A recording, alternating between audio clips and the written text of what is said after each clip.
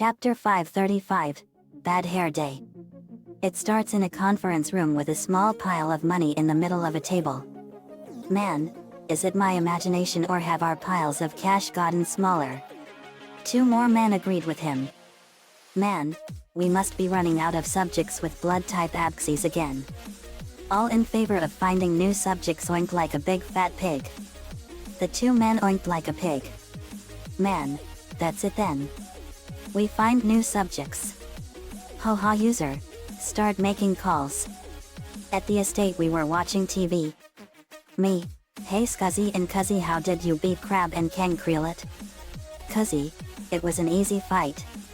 Cuzzy, Bulric and Lisa used to combo on Crab called Carnivorous Bear Trap Slasher. Cuzzy fired his meat ray at Bulric's sword as he threw it at Crab, and Lisa fused metal to it and it turned into a huge bear trap made of ham and steak, and it snapped Crab in half and it exploded.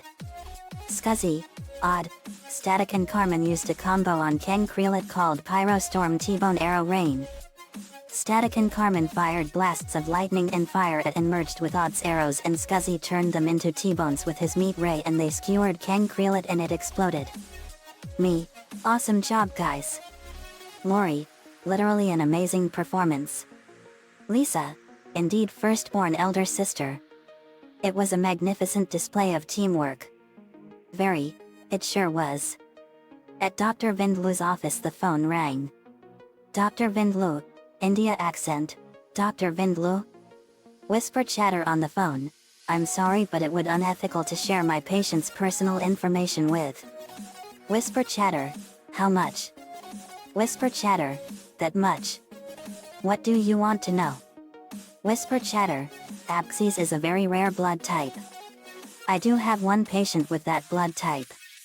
At the Dome Farm there was a knock at the door and Muriel answered it, and Lincoln, Courage, and the girls stood ready. Man, Muriel back? Blood type abscess? Muriel, yes? Can I help you? Man, Growth Industries would like you to participate in our research for science and things like that. Courage growled. Francesca, sorry but she's not interested. Biza formed a sort of pure water. Bisley, so if you try anything funny it will be your last. Man, have it your way. We'll be in touch. Lainey, I wonder what that was all about. Francesca, I have no idea. The phone rang and Muriel answered it. Muriel, hello? Whispering chatter on the phone, well okay. If you insist. Lincoln, who was that Muriel? Muriel, the hospital wants me to spend a few days with them to make sure me spleen is hooked up right. Lainey, you were just fine when you came back Muriel. Francesca, yeah. 2 men came in and grabbed Muriel. Francesca, something is seriously wrong guys. The hospital doesn't admit you to them for that long over the phone. Courage, I agree. Let me see here. Courage called Dr. Vindlu. Courage, babbling. Dr. Vindlu was now living the life of luxury as he had a crystal chandelier, hot tub, and his clinic was filled with bags and bags of money. Dr. Vindlu, Muriel back? No, I cannot tell you anything about her. It would be unethical to reveal my patient's personal information. So please don't call me again unless there is big bucks involved. Did I say that out loud?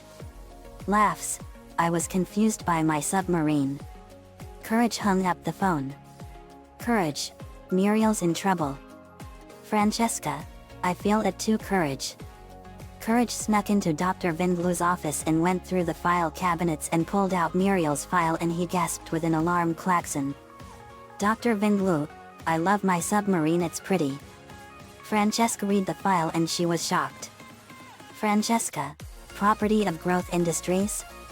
Courage, yeah. Those men took Muriel there. Lana, why that stupid double-crossing Growth Industries? Bisley, they took Muriel after she refused.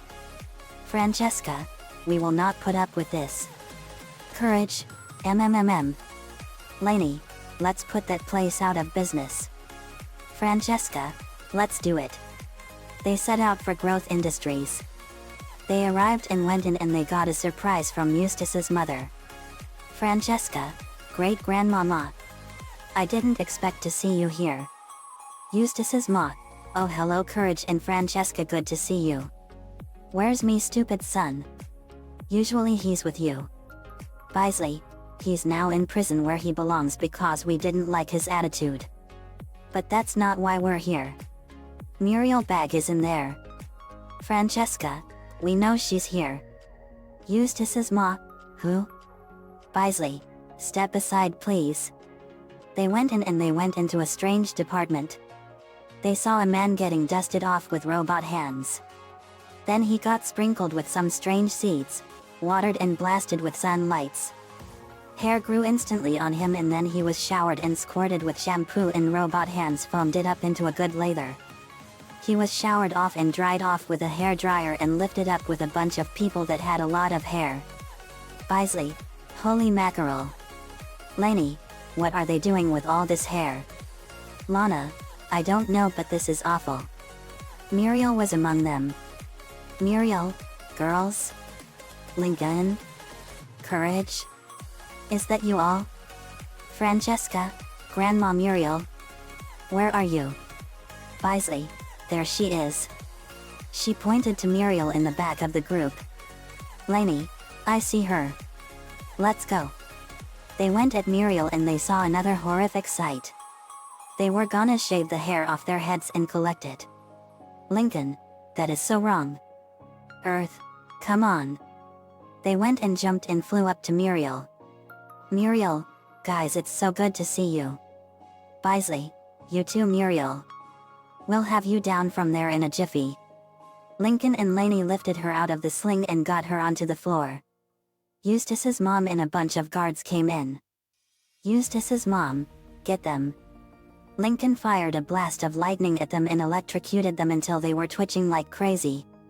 Lincoln, how's that for a 20 billion volt lobotomy? As Lewin would say, it was shocking. Laughs, that was funny. At the estate Lewin sneezed. Luna, you catching a cold dude? Me, no, I think someone is talking about her and I think it was Lincoln. Lewin, it might be. He must have used a joke. Very, maybe. Courage and Francesca were facing Eustace's mom. Eustace's ma, I'm sorry, Courage. I really like you and all. But I have a job to do. Courage, so do I. I'll try and make this as painless as possible. Francesca, same here. She came at them and Francesca jumped at her and grabbed her wig. Eustace's mom was as bald as a cucumber. Bisley, what the? She wears a wig? Lincoln, weird. Lana, no kidding. Eustace's ma, my hair. My hair is gone. I'm ugly. Ugly. Lainey tied her up in vines. Lincoln, I think her dementia has taken over her completely. Eustace's ma, ugly. Ugly. Crying. Earth, she needs a lot of help in an insane asylum or a nursing home. Bisley, yep. Lainey, she needs a tremendous amount of help. Lincoln, yep. They brought Muriel back home and shut Growth Industries down for good. Francesca and Lana were picking hairs off of Muriel with tweezers. Francesca, glad you're okay Grandma Muriel. Muriel, thanks to all of you. Lainey, now we don't have to worry about that monster institute. Bisley, yep. Lincoln, Lola would not like that place at all. She worries about her looks all the time for beauty pageants and she would destroy that place in a flash of fire. Francesca, tell me about it. Bisley, one thing is for sure, nobody likes a bad hair day. They laughed as they worked on Muriel and watched TV. The end. Another fanfiction complete. Bad Hair Day was one of my favorite in CTCD and it was hair-raising experience. Eustace's mom hated her son more than anything and she always called him stupid boy. What a rudge. She made Eustace into a dog-hating spiteful monster. And our parents mold us into what we are.